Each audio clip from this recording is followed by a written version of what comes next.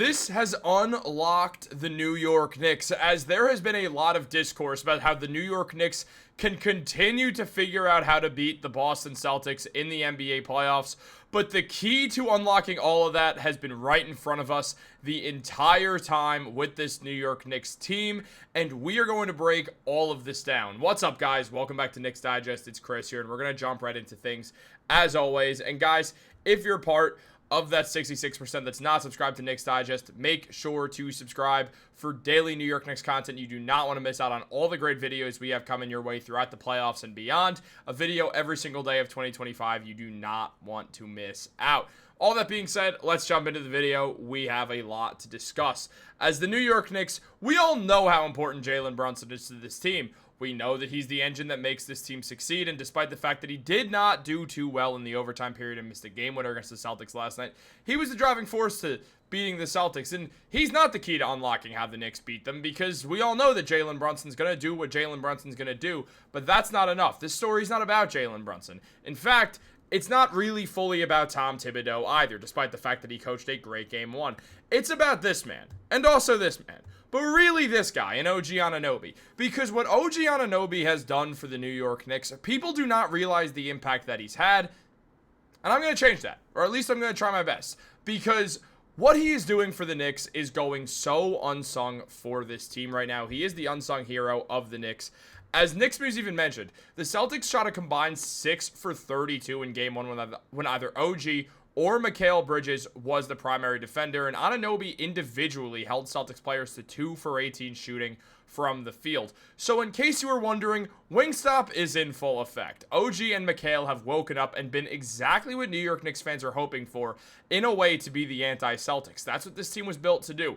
They were built to be the anti-Celtics. You have a scoring point guard who's historically been very good against the Boston Celtics with this team. I mean, last year Brunson was great against them. This year Brunson was great against them. You have a coach who knows how to coach defense and should be able to stop them. Now, yes, I know none of us are Tom Thibodeau's biggest fan right now, but we have to be objective about things. I'm not going to stand by, well, I want Tibido fired if he coaches a good series against the Boston Celtics.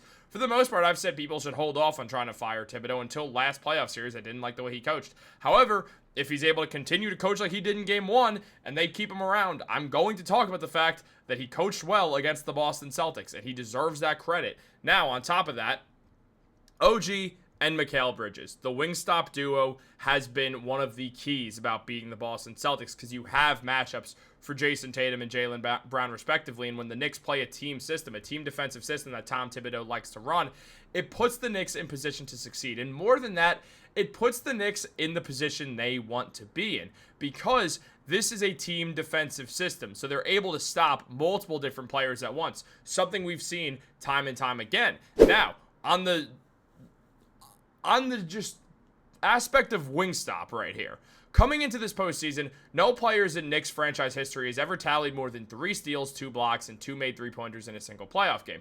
OG Anunoby and Mikal Bridges have each done it twice in the past 3 weeks. Now, on top of that, we've seen that OG Anunoby said, we all have experience. Jalen's been to the conference finals. Mikal and Cam have been to the finals. Cat's been to the Western Conference finals. It shows in moments like this. Tough games. We're resilient. Now, what OG's not mentioning here, and there is a bigger reason behind it, he has a ring. Don't forget OG Anunoby is an NBA champion. He is. I know you don't remember him. That's because he was injured, and that's why he's not talking about it, because to OG, that doesn't count enough for him. He wants to be a part of the team. He doesn't just want to be on the team. And yes, I'm not saying OG's not grateful for his time with the Toronto Raptors. He certainly is, in winning a championship with them, and he was an important part of that team throughout the regular season. However, he did get injured in the playoffs, and he missed that chance to be a huge part of the Raptors team. Was he still part of the team? Absolutely. Does he still deserve the ring? 100%. He didn't choose to get injured, and the Raptors' lives would have been easier had OG been there, because he's a great player.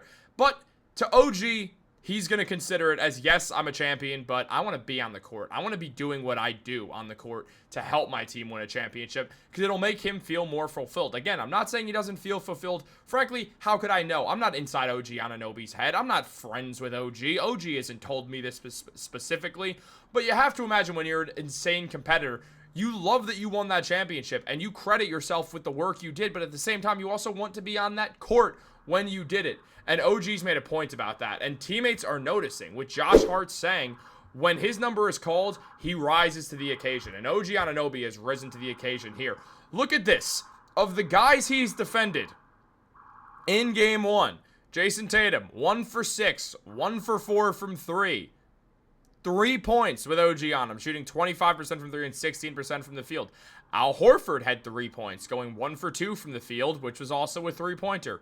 The rest, nobody made a shot on OG Anunoby as the primary defender. Not one guy. Not a single player on the team. No, yeah, Sam Hauser was being guarded for him by 4 seconds, so that doesn't really count. And Peyton Pritchard didn't shoot a shot because he was being guarded by OG for 7 seconds. Luke Cornett missed his shot. Porzingis missed his shot. Drew Holiday missed both of his. Jalen Brown missed both of his. And Derek White missed all 3 of his threes that he attempted. Mind you, almost every single shot listed here is a 3-pointer that's not by Porzingis or Cornett, or a few of Tatum and Horford, or not even Horford's, or a few of Tatum shots. Why? The Celtics shoot a ton of threes. OG was ready for it. When OG was guarding these guys, the Celtics, if you're counting, that is right now, well, you got 2 for 6 between Tatum and Horford. That's not bad, but then when you add on the 2 for 9, 2 for 11, 2 for 13, considering the rest of the players, that's not good. It's not good. You're going to tell me that's all just because they were missing? That's because of OG Anunoby, man. It's because that's who OG is. It's what he does. Now, the Knicks also, their defense has been ready for the Celtics. Look, pick and roll switches in a game this season. Against Boston in February, 18. Against the Pacers, 18. Against the Bucks, we saw 18. Against the Pelicans, we saw 21. And against the Philadelphia 76ers, we saw 22. Against Boston, 33. Why? Because the New York Knicks are on it this season. They're really switching more than ever. These are their switches, and now they just went higher than they ever did by 11 because they know what the Celtics are trying to do, and they are countering it perfectly. And that is given a lot of credit to OG for being able to hold it down on help and on man-to-man defense. Same goes for Mikal. He also has been a huge part of this.